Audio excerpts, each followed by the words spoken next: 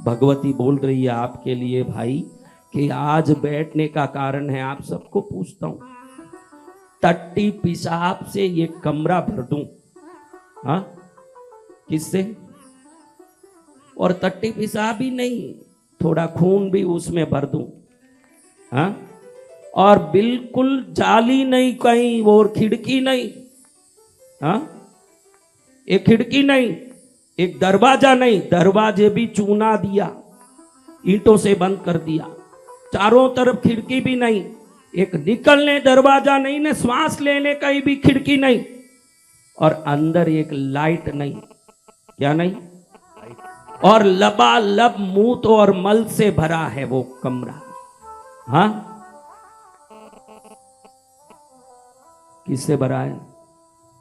और मल मूत्र से भरे उस कमरे को तैयार आपके लिए करूं।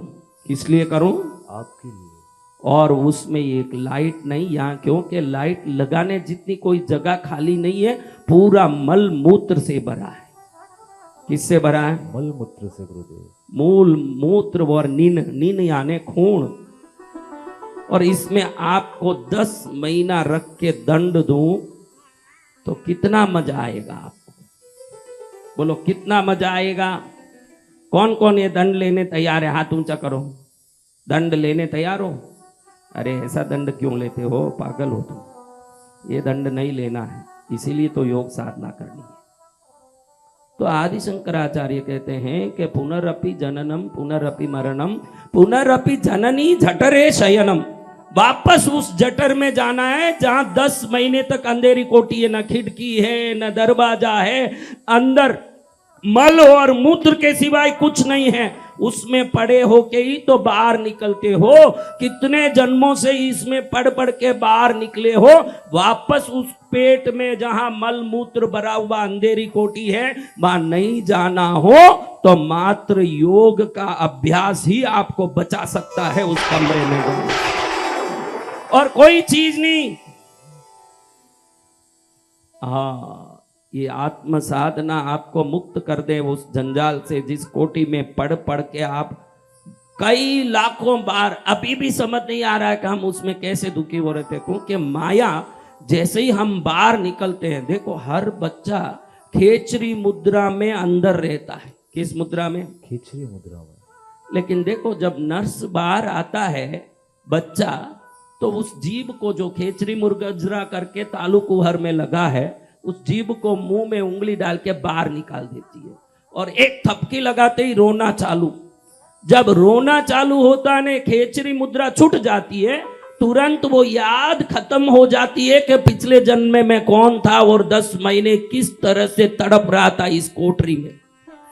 जब तक सब याद होता है, लेकिन जैसे ही वो जीभ बाहर निकल जाती है, जो अंदर लगी थी उल्टी हो करके, उल्टे अंदर जाके लगती है, इसको खेचरी मुद्रा बोलते हैं। जब ये निकल जाती है तो उस समय में मन से वो भाव उठ जाता है, वापस मजा आ जाता है संसार में। क्योंकि जो पहले भुगते थे ना, माया उसको भुला देती है। यही माया का एक बड़ा लीला है। अगर वो माया आपको चेता दे तो आप जिंदे ही नहीं रह सकते। आप पिछले वर्ष क्या इसी जन्म में दुख क्या आपको? दुख क्या एक जन्म में आता है? जैसे सुख आता है वैसे दुख आता है।